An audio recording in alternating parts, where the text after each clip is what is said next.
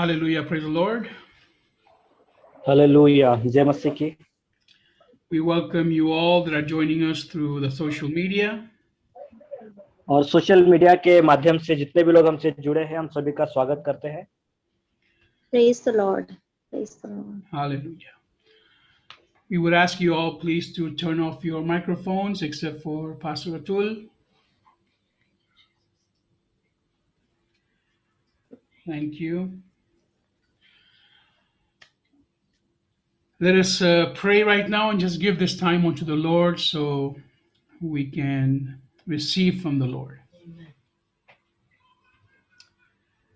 Thank you, Father. Father, we just right now give this time into your hands.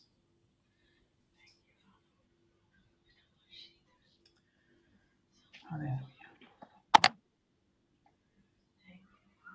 Thank you, Father. Thank you Jesus. We ask that you speak to our hearts and bring new life through your word. पिता हम प्रार्थना करते हैं कि आप हम सभी के हृदय से बोलिए और अपने वचन के द्वारा एक नया जीवन का निर्माण कीजिए।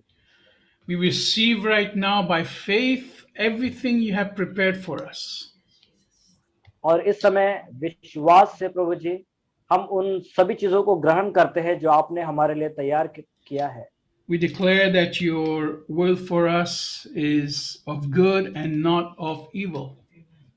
और पिता हम विश्वास करते हैं कि आपकी इच्छा हमारे लिए भलाई की है और बुराई की नहीं। We ask you these things in Jesus' mighty name. और यह प्रार्थना हम प्रभु यीशु मसीह के सामर्थ्य नाम से करते हैं। आमीन। Today's topic is called Dealing with Gossip. और आज का जो शीर्षक है विषय है वह चुगली के साथ व्यवहार करना। Now you must be asking yourself, how come I am teaching on a topic like that instead of more serious matters? और आपको ऐसा लग रहा होगा कि बहुत ज्यादा गंभीर दुनिया में ऐसी परिस्थितियां है या फिर विषय है, उसे छोड़कर आप ऐसे विषय पर कैसे बात कर रहे हैं आज इस There are समय में। thousands of people dying every day right now, people suffering financially as well. And how come the Lord is leading me to talk about gossip? और आप सोच सकते हैं कि ऐसे हजारों हजारों लोग हैं जो इस समय मर रहे हैं और बहुत से लोग अलग अलग प्रकार के संघर्ष में से और आर्थिक चुनौती में से भी गुजर रहे हैं, और कैसे परमेश्वर का आत्मा मुझे इस विषय पर अगुवाई कर रहा है। When I asked this to the Lord, He answered me very clearly. जब मैंने परमेश्वर से पूछा तब प्रभु ने मुझे बहुत स्पष्ट रूप से उत्तर दिया।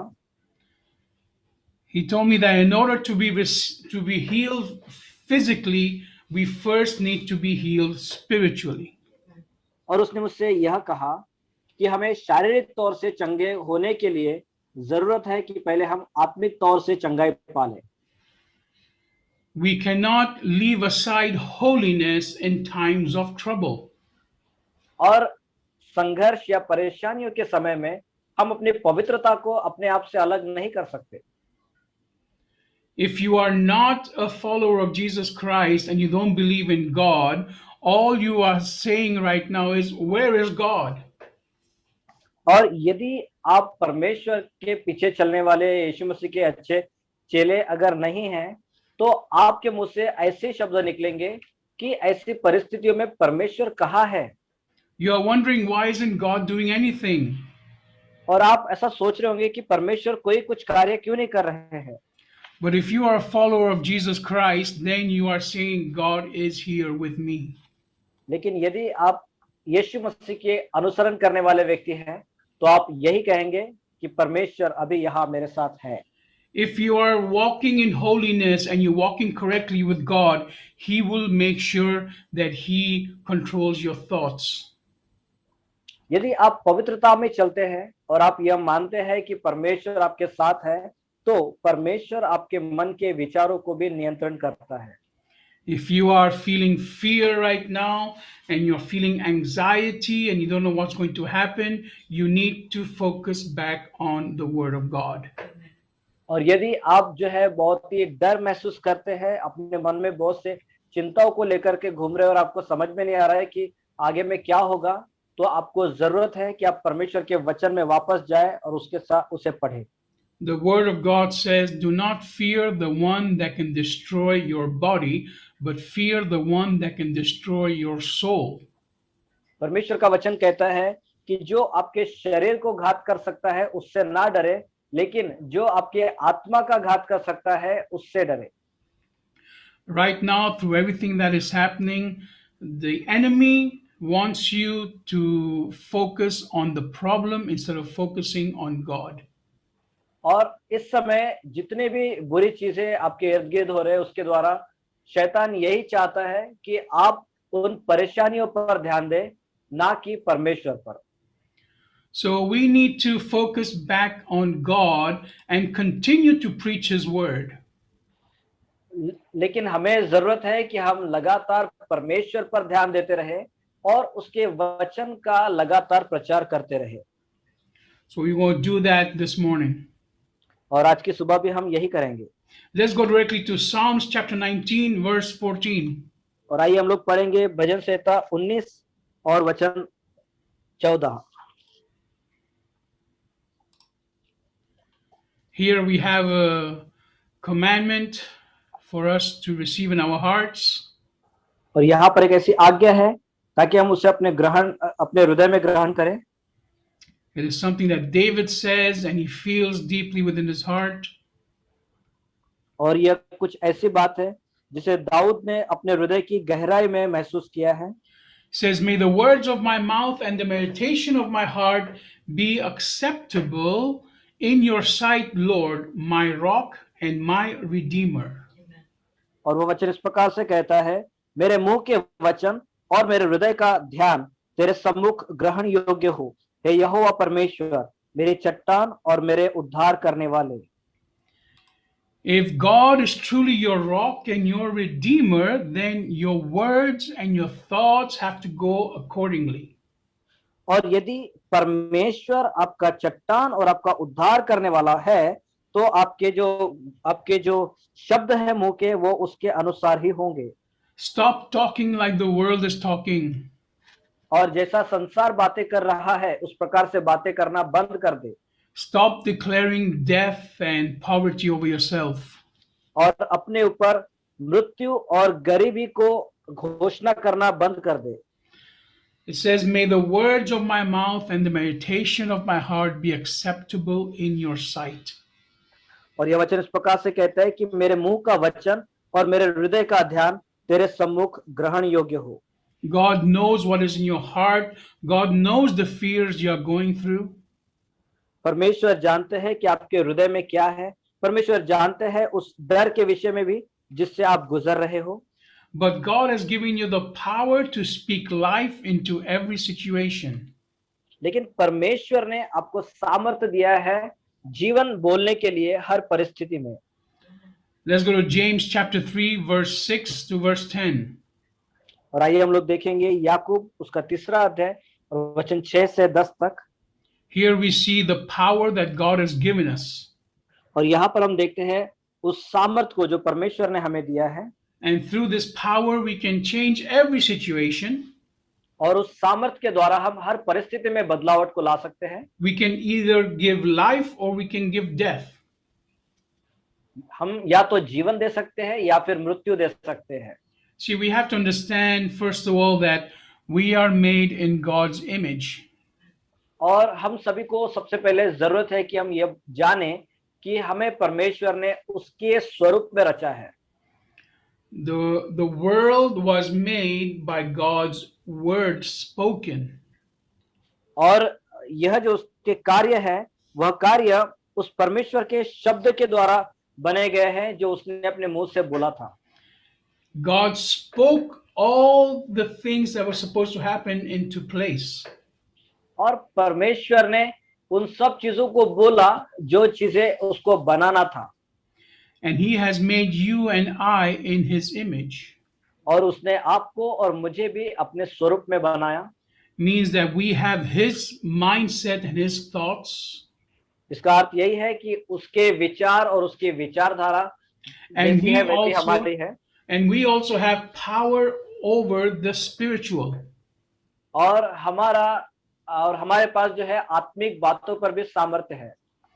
Now, there are many people in the world that call themselves spirituals, but they are not under Jesus Christ. और दुनिया में से बहुत से लोग हैं जो अपने आप को आत्मिक कहते हैं, लेकिन वे यीशु मसीह के अधीन नहीं हैं। And they are doing great and wonderful things through their speaking and through their spiritual power. और वे भी जो है बहुत से अद्भुत अद्भुत कार्य कर रहे हैं उनके शब्दों के द्वारा और उनके सामर्थ्य के द्वारा। But these are the works of Satan. लेकिन यह जो शब्द है वो शैतान के शब्द है। We have to speak the word of God, and we have that authority over any situation. लेकिन हमें जरूरत है कि हम परमेश्वर का वचन बोले, और यह एक अधिकार है जो प्रभु ने हमें दिया है हर एक परिस्थिति के ऊपर। So no matter what is happening, we have to continue to seek holiness. और इसीलिए कोई मायना नहीं रखता है कि क्या हो रहा है, लेकिन हमें जरूरत है कि लगातार पवित्रता की खोज करते रहे। Because from your mouth you can either bring life or death. क्योंकि आपके मुंह के द्वारा आप या तो जीवन या फिर मृत्यु को ला सकते हो। Let's read that in James chapter 3 verse 6 to verse 10. आइए हम लोग पढ़े इन वचनों को। याकूब 3 अध्याय वचन 6 से लेकर 10 तक। Says, the tongue is a fire, a world of evil placed among the parts of our bodies. The tongue contaminates the whole body and sets on fire the course of life, and is itself set on fire by hell. जीभ भी एक आग है। जीभ हमारे अंगों में अधर्म का एक लोक है और सारी देह पर कलंक लगाती है और जीवन गति में आग लगा देती है और नरक कुंड की आग से जलती रहती है। Says, for all kinds of animals, birds, reptiles, and sea creatures can be or have been tamed by humans, but no one can tame the tongue. It is an uncontrollable evil filled with deadly poison. क्योंकि हर प्रकार के one, पशु, पक्षी और रेंगने वाले जंतु और जलचर तो मनुष्य गति के वश में हो सकते हैं और हो भी गए हैं, पर जीव को मनुष्य में से कोई वश में नहीं कर सकता। वह एक ऐसी बला है जो कभी रुकती नहीं, वह प्राणनाशक विष से भरी हुई है। With it we bless the Lord and Father, and with it we curse those who are made in God's likeness. From the same mouth come blessings and cursing. It should not be like this, my brothers. इसी से हम प्रभु और पिता की स्तुति करते हैं और इसी से मनुष्य को जो परमेश्वर के स्वरूप में उत्पन्न हुए हैं शाप देते हैं। एक ही मुंह से धन्यवाद और शाप दोनों निकलते हैं। हे मेरे भाइयों, ऐसा नहीं होना चाहिए। Now, here very clearly, God is revealing to us our true nature when we are not walking with God. और यहाँ पर सच में परमेश्वर एक मनुष्य का सच्चा स्वभाव को प्रकट कर रहे हैं। ऐसा व्यक्ति जो परमेश्वर के साथ सही रूप में नहीं चलता है उसका। It's saying very clearly that the tongue is fire and it is from hell. और यह बहुत स्पष्ट रूप से कहता है कि जीव एक नरक कुंड की आग के समान है। But once you submit your life to Jesus Christ, you have another fire now inside of you. लेकिन एक बार जब आप अपने आप को यीशु मसीह के हाथों में समर्पण कर देते हैं, तब आपके अंदर में एक अनोखी अग्नि भी आती है। Before, when you do things on your own, your fire is from hell. It is to destroy and cut down. और जब आप कोई चीजें दुष्ट या शैतान के द्वारा करते हो या अपने आप से करते हो, तो वह आग जो है वो नाश करने वाली आग होती है।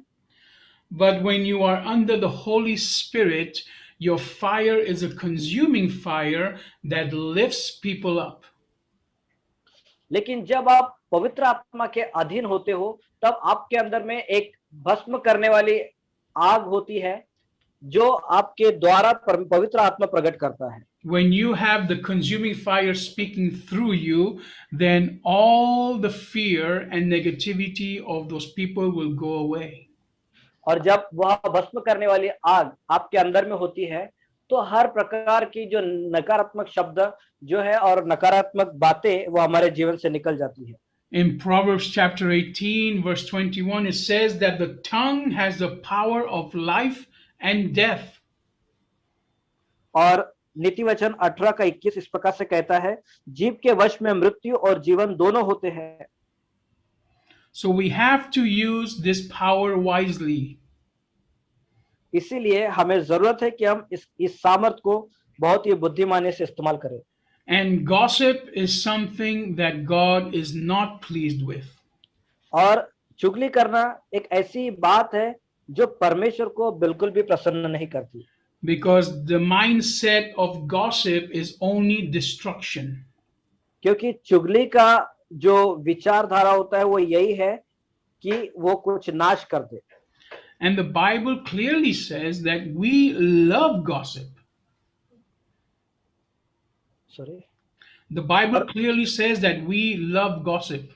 और बाइबल बहुत ही स्पष्ट रूप से कहती है कि हम जो मनुष्य है वह चुगली करने से प्रेम करते हैं। We look at Proverbs chapter 26.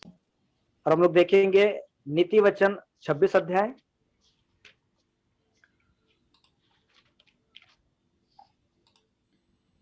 Verse 22 वचन 22 says, The words of a gossip are like delicate morsels, they sink down deep within. कानाफूसी करने वाले के वचन स्वादिष्ट भोजन के समान भीतर उतर जाते हैं। They are like sweets, they're like nice jalebi, nice pera. और वह बहुत ही स्वादिष्ट भोजन के जैसे, मानो एक अच्छी जलेबी या फिर एक अच्छे पेड़े के जैसा है। If you like chocolate, they're like pieces of chocolate going in your mouth. और यदि आपको चॉकलेट पसंद है तो यह जो कानाफूसी या चुगली होती है वह चॉकलेट के समान भी होती है। This is what is happening also inside the church. और यही बातें हैं जो कलीसियाओं के अंदर में भी दिखाई देती है। And this is destroying us from the inside. और यह बातें जो है मनुष्य को अंदर से नाश किए जा रही है। Verse 24 says, Someone who hates hides behind his words, harboring deceit within himself. Though he speaks graciously, don't believe him, for there are 7 detestable things in his heart. वचन 24 और 25 इस प्रकार से कहता है, जो बैरी बात से तो अपने को भला बनाता है परंतु अपने भीतर छल रखता है, उसकी मीठी मीठी बात की प्रतीति न करना, क्योंकि उसके मन में 7 घिनौनी वस्तुएं रहती है। And then it says, though he speaks graciously, no, next one, verse 26, though malice disguises itself with deception, its evil will be exposed publicly. और वचन 26 इस प्रकार से कह रहा है, चाहे उसका बैर छल के कारण छिप भी जाए तो भी उसकी बुराई सभा के बीच प्रकट हो जाएगी। Now it's curious that in this passage it says that when someone comes and speaks to you sweetly, they are hiding something in their heart. और यहाँ पर यह जो अध्याय वो इस प्रकार से कह रहा है कि यदि कोई व्यक्ति मीठी मीठी बातें करता है तो उसके मन में जरूर ही कुछ ना कुछ घिनौनी बातें हैं। It says there are 7 detestable things in his heart. Those are probably 7 spirits that want to harm you. और बाइबल में इस प्रकार से लिखा हुआ है कि कुछ 7 घिनौनी वस्तुएं हैं उसके हृदय में, मतलब कुछ ऐसे 7 अलग प्रकार की आत्माएं हैं उसके जीवन में, आपके विरोध में। See, for gossip to work, there has to be 2 people. देखिए, अगर चुगली यह किसी जगह पर होनी है तो उस जगह पर 2 लोगों का होना अनिवार्य है। One who spreads the poison. एक जो है वह उस जहर को फैलाने वाला व्यक्ति, and one who receives the poison. और दूसरा जो है उस जहर को ग्रहण करता है, ऐसा व्यक्ति। If you are the one that is spreading the poison, then you are definitely doing a wrong thing. और यदि आप ऐसे व्यक्ति में कोई ऐसे व्यक्ति हो जो इस प्रकार के जहर को फैलाने को पसंद करता है या फिर फैला रहा है, and otherwise, if not, you are maybe someone that is receiving the poison, that is just as bad. लेकिन और अगर कोई ऐसा है जो इस प्रकार के जहर को ग्रहण कर रहा है तो वह भी उसके समान बुरा ही है, because you will eventually be poisoned from the inside, and when you speak of that person, you will also spread that poison. क्योंकि धीरे धीरे आप जो है उस जहर के साथ आपके अंदर उसको मिलने दे रहे हैं, और जब आप बात करोगे तो उस व्यक्ति के विषय में आपके जीवन से भी जहर ही निकलेगा। You cannot judge anyone by what others are saying about that person.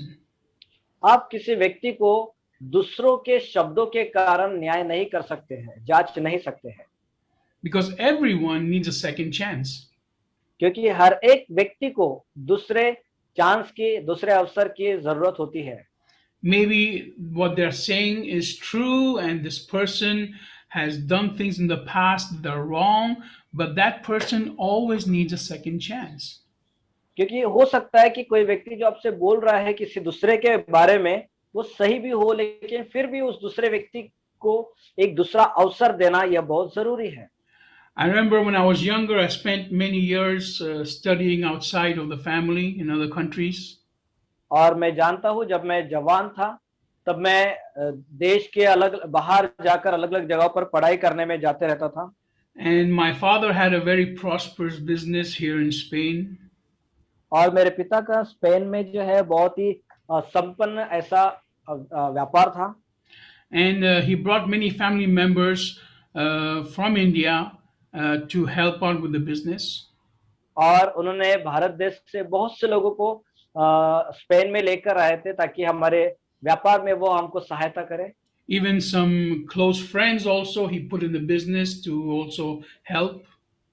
और उन्होंने जो है अपने कुछ खास मित्रों को भी अपने बिजनेस में लगा दिया ताकि उनकी भी सहायता मिले। And some of these people ended up cheating my father. और उनमें से कुछ लोगों ने जो है मेरे पिता के साथ धोखा किया। They stole money, they stole clients, and they started their own business and did competition with us. और उन्होंने पैसा चुराया और उन्होंने हमारे क्लाइंट्स चुराए, और ये इस प्रकार से काम करके उन्होंने नया बिजनेस शुरू किया और हमारे साथ वो कंपटीशन करते हैं। All this time I wasn't in the family, I was studying abroad. और इन सब जैसे जब ये सारी बातें हो रही थी तब मैं परिवार में नहीं था, लेकिन मैं विदेश में पढ़ाई कर रहा था। And when I came back home, all of a sudden, all these people that were family, I was supposed to hate. और जब मैं वापस आया तब यह वो सारे परिवार जिनको मैंने घृणा करना चाहिए था। And I found it difficult to hate the people because of what they had done.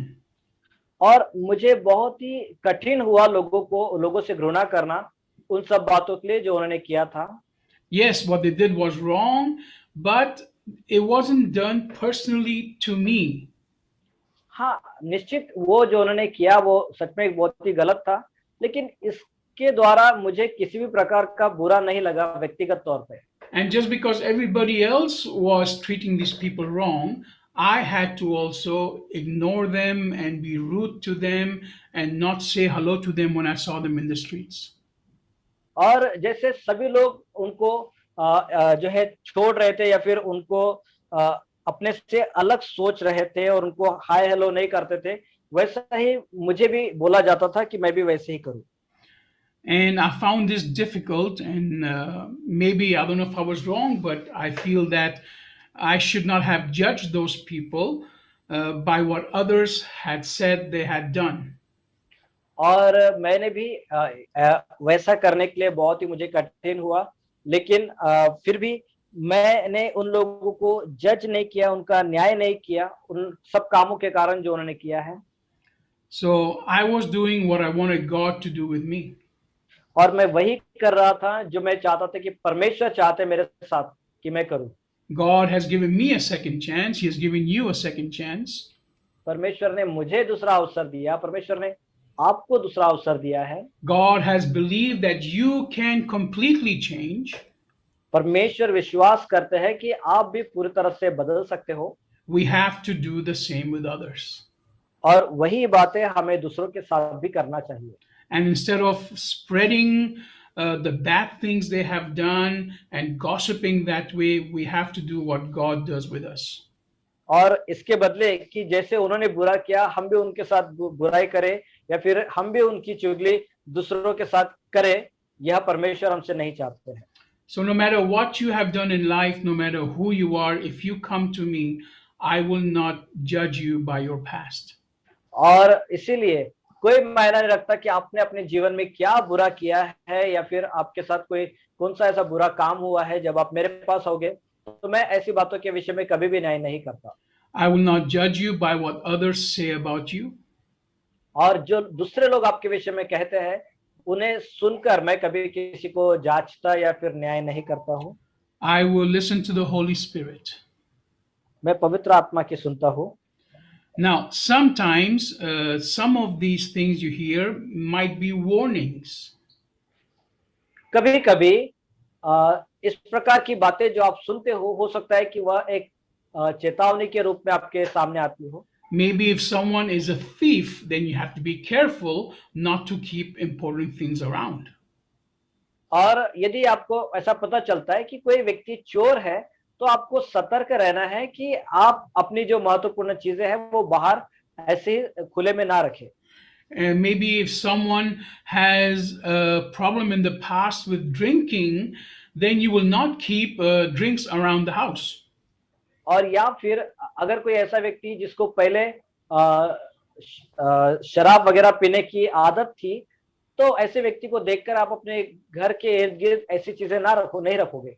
For example, in Spain, drinking wine is very common. उदाहरण के लिए मैं बताऊंगा तो स्पेन में शराब पीना यह बहुत ही सर्वसाधारण है। Especially drinking wine. विशेष करके वाइन या फिर जो दाखरस है वो सेवन करना बहुत ही साधारण है। Even children, when they're small, they are given a little bit of wine mixed with soda.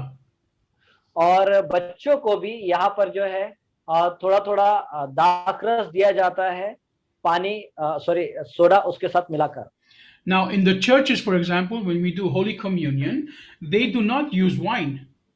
और कलीसिया में जब हम लोग प्रभु भोज की सेवकाएं करते हैं तो वे वहां पर वाइन का या दाखरस का इस्तेमाल नहीं करते हैं। And they don't do that because it is a sin. They do it because there might be people in the church that have a past with being alcoholics. और वे इसलिए नहीं करते क्योंकि ये यहाँ की सेवा नहीं है, लेकिन वे इसलिए ऐसा नहीं करते क्योंकि कलीसिया में हो सकता है कुछ ऐसे लोग भी हो जिनके जो अपने पहले के दिनों में जो है कुछ शराब का सेवन करने वाले लोग होंगे। So this is not gossip. This is just basic warning to be wise. और यह कोई चुगली नहीं है, लेकिन यह एक मूलभूत ऐसी शिक्षा है ताकि जिसके द्वारा हम अपने आप को बुद्धिमान बना सके। Now remember one time I was sitting with my pastor and I was somebody was with us and he was complaining about somebody else. और एक दिन मैं याद करता हूँ कि मैं अपने पासबान के साथ बैठा हुआ था और हमारे साथ और भी एक व्यक्ति था और वो व्यक्ति किसी दूसरे के विषय में जो है कंप्लेंट्स या फिर उनके बारे में कुछ बातें उनको बता रहा था। So then the pastor got up right away and he brought that person into the room and told the other person, now say it again. और फिर पास्टर ने जो है वो खड़े हो गए और उस व्यक्ति को जिसके बारे में वो व्यक्ति बोल रहा था उसको रूम में बुलाया और उनसे कहा कि अभी आप फिर से एक बार उसके सामने बोल के दिखाओ। This made it very clear that we cannot say anything about anyone if we cannot say it in front of that person. और इस बातों से जो है हमें बहुत ही स्पष्ट एक उदाहरण मिला है कि अगर कोई बात हम उस व्यक्ति के सामने नहीं बोल सकते हैं तो वो बात हम और किसी दूसरे के साथ भी ना बोले। Because if you're saying a bad thing, then it is gossip. If you're saying a good thing, then you will say it in front of that person.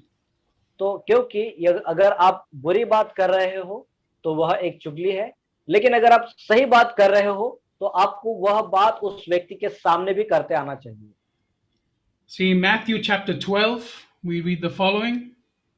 और हम लोग पढ़ेंगे मत्ती उसका 12वां अध्याय और उसके आगे के कुछ वचनों को हम पढ़े।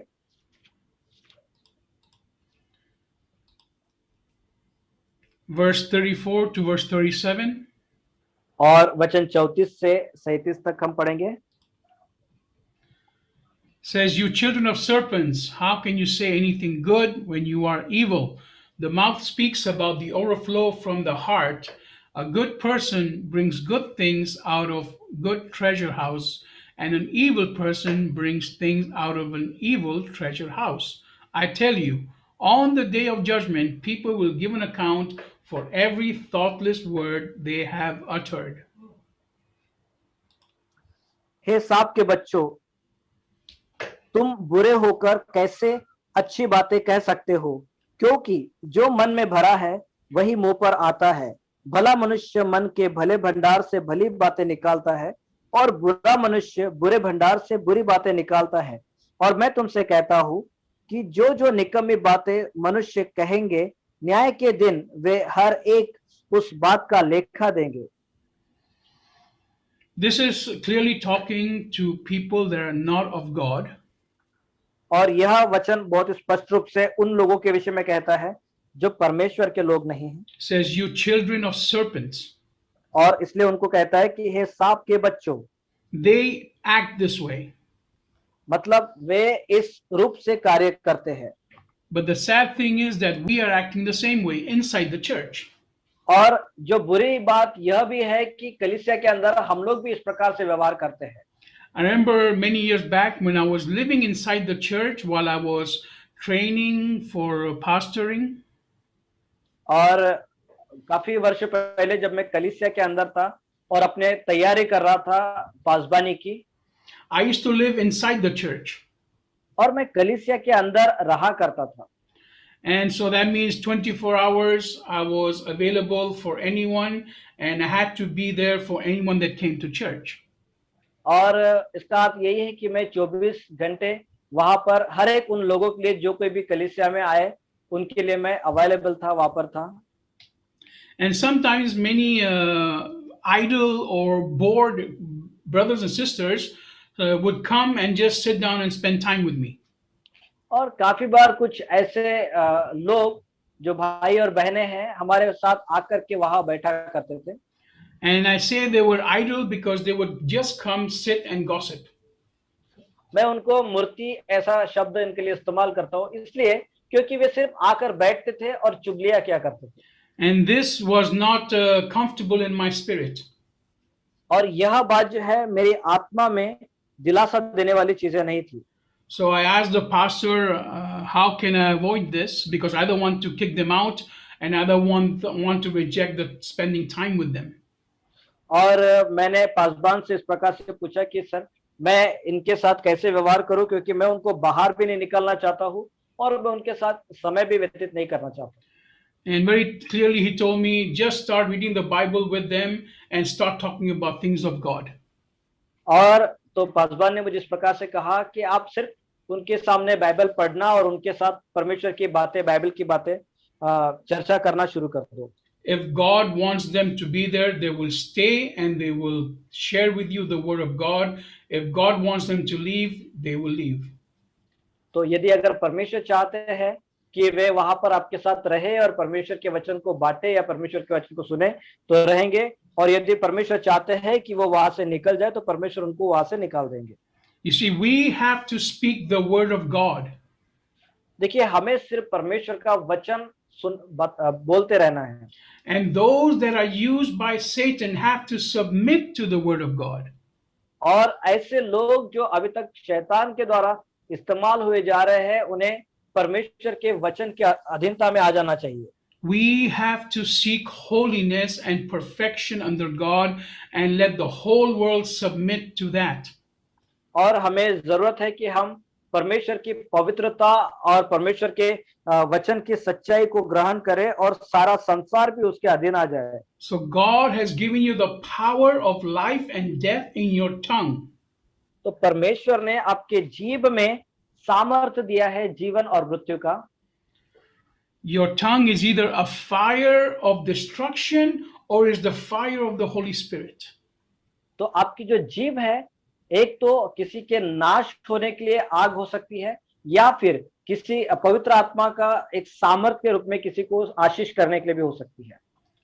Now, how can you bring death to someone by speaking wrong about them? और किसी व्यक्ति के बारे में बुरा बातें कहकर आप कैसे उनके लिए मृत्यु को ला सकते हो?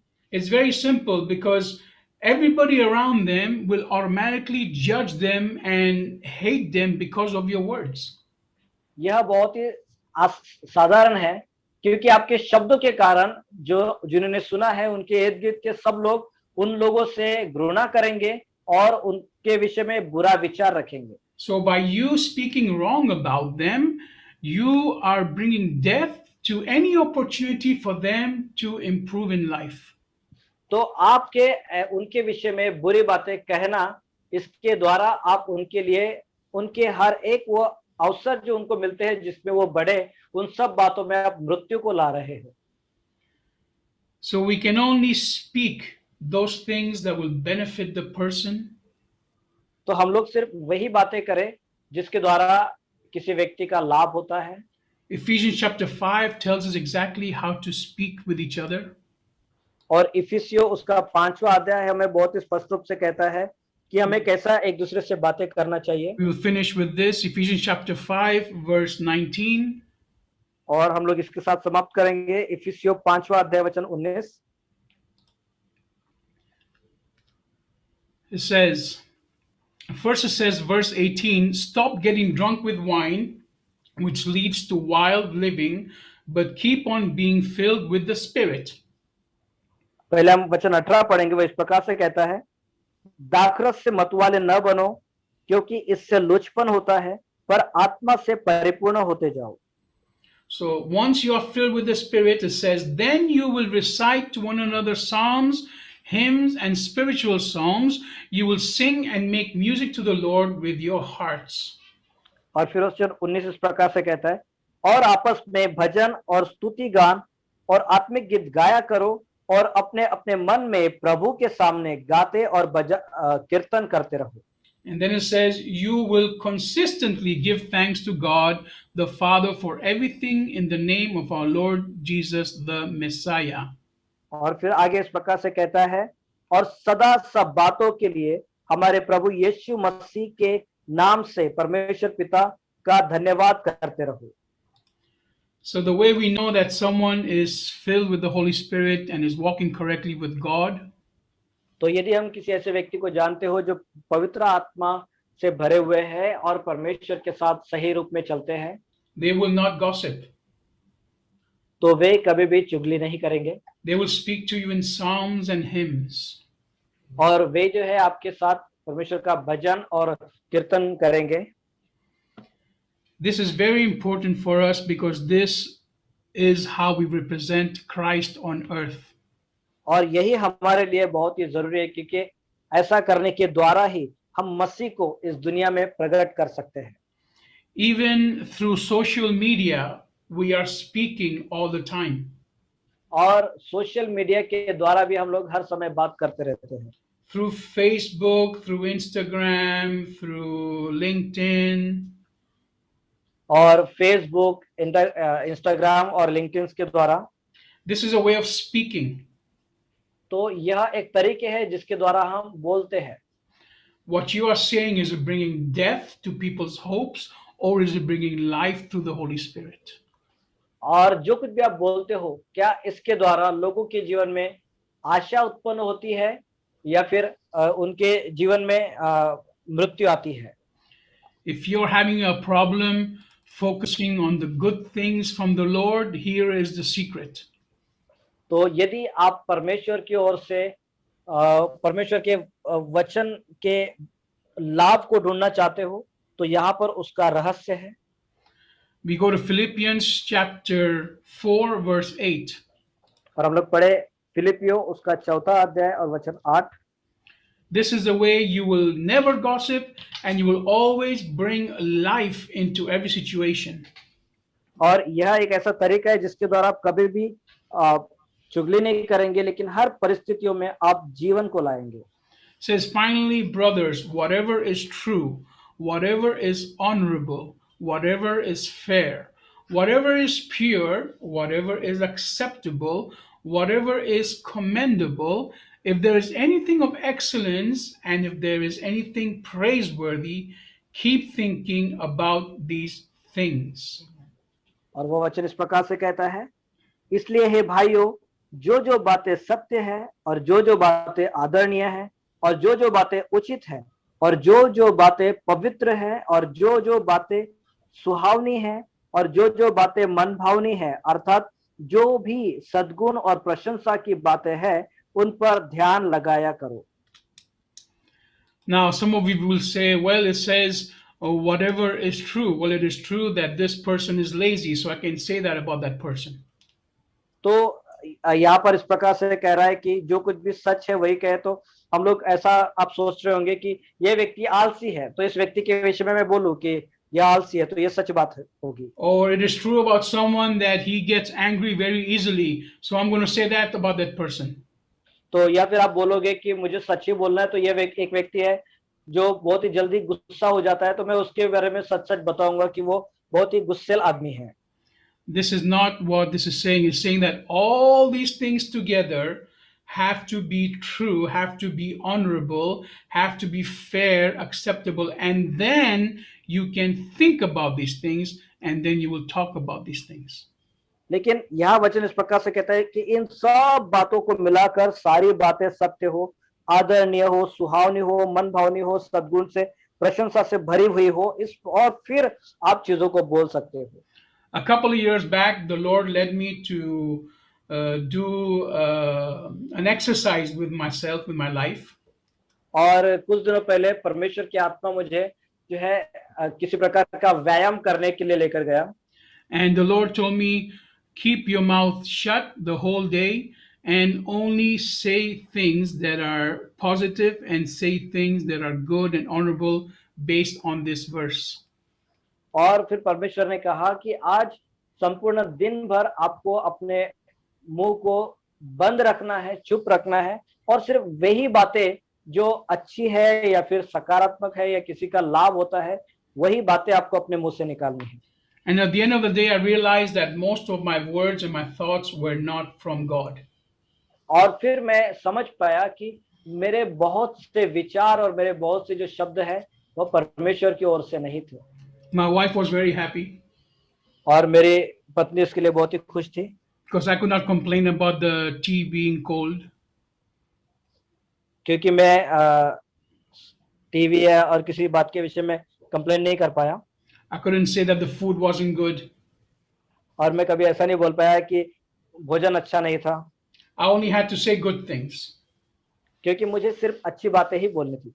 I encourage you to do this test because you will see exactly where your heart is and what kind of fire you have inside.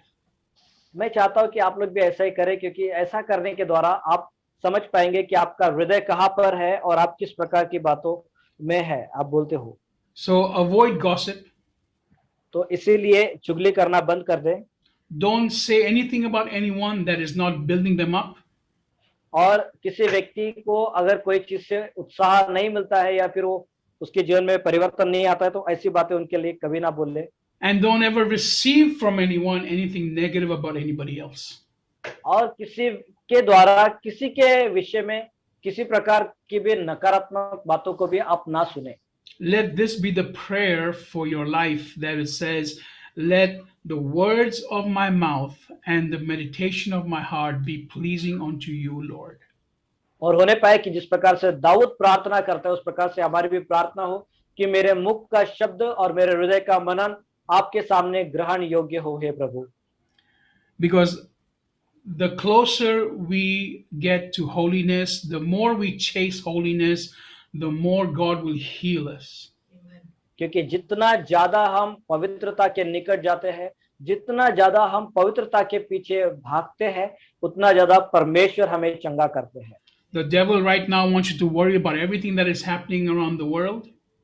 और शैतान चाहता है कि आप जो है संसार में जितनी भी बातें बुरी चीजें हो रही है उसके बारे में चिंतित हो जाओ, And not to worry about your holiness with God and your relationship with God. और आपका परमेश्वर के साथ जो रिश्ता है और जो पवित्रता है उसके विषय में आप चिंता ना करो।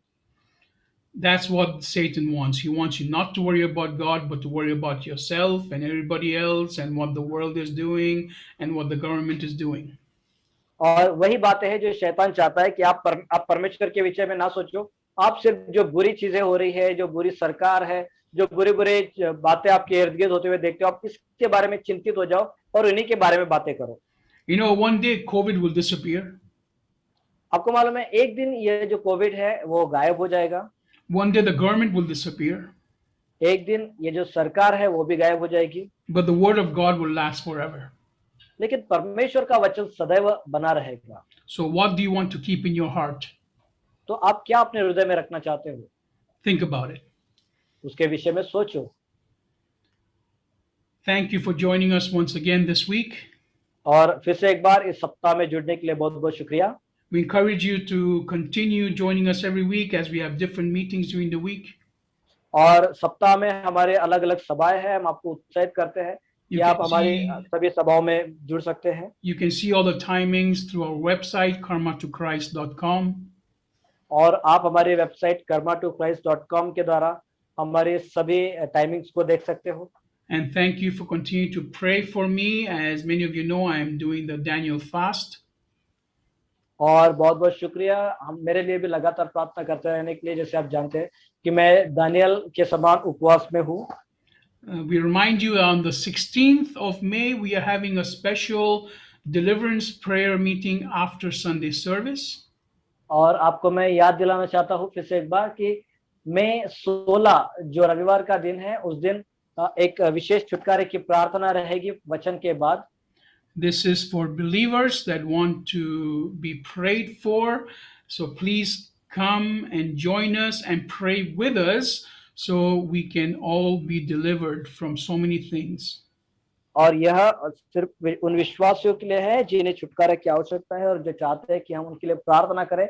हम आपको उत्साहित करते हैं कि कृपया उन तक हमारे इस बातों को पहुंचाओ, उनको भी इस सभी इस मीटिंग में जुड़ने के लिए मदद सहायता करें। This deliverance meeting will not be aired live, it will only be through Zoom. और यह जो छुटकारे की सभा है वह लाइव नहीं होगी और किसी माध्यम में, लेकिन सिर्फ जूम में होगी। If you know somebody that needs prayer, please invite them to join us through Zoom. और यदि आप किसी को जानते हो जिन्हें प्रार्थना की आवश्यकता है तो उन्हें भी जूम के द्वारा जुड़ने के लिए इनविटेशन दें। And if you can, if your health allows you, please come in fasting. और यदि आपका स्वास्थ्य आपको अनुमति देता है तो आप भी उपवास के साथ प्रार्थना में आइए। Thank you for your prayers. We need your prayers, and we know that God is going to do great and wonderful things. और धन्यवाद आपकी प्रार्थनाओं के लिए। हमें आपकी प्रार्थनाओं की आवश्यकता है और परमेश्वर आपके जीवन में बहुत ही महान और अद्भुत कार्य करेंगे। Let us pray right now and close this service. आइए हम लोग प्रार्थना करें और इस सभा की समाप्ति करें। Father, we thank you for your word today. और पिता आपके आज के इस वचन के लिए धन्यवाद। We thank you that we have received your word पिता हम धन्यवाद करते हैं क्योंकि हमने आपका वचन ग्रहण किया है and that your word has changed us today. और आपके वचन ने हमारे जीवन में एक बदलाव को लाया है प्रभु। We ask that from this day forth, our words will be your words. और पिता हम प्रार्थना करते हैं कि आज के दिन से आगे हमारे शब्द आपके शब्द हो प्रभु। We ask that you help us to fill our hearts with your words. और पिता हम प्रार्थना करते हैं कि आप हमारे हृदय को आपके शब्दों से भर दीजिए। Fill our hearts with your fire, आप हमारे शब्दों को अपनी अग्नि से भर दीजिए so that when we speak, that fire is of the Holy Spirit. ताकि जब हम लोग बातें करें तो वह पवित्र आत्मा की अग्नि बाहर काम करे।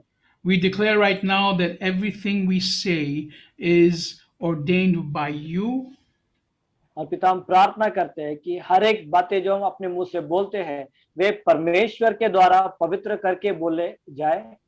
we declare right now that every word spoken by us will be your word, और पिता हम प्रार्थना करते हैं हर एक शब्द जो हमारे मुंह से निकले वो आपके शब्द हो and that every situation will bow down to your word. और हर एक परिस्थिति आपके वचन के सामने झुक जाएगी प्रभु जी।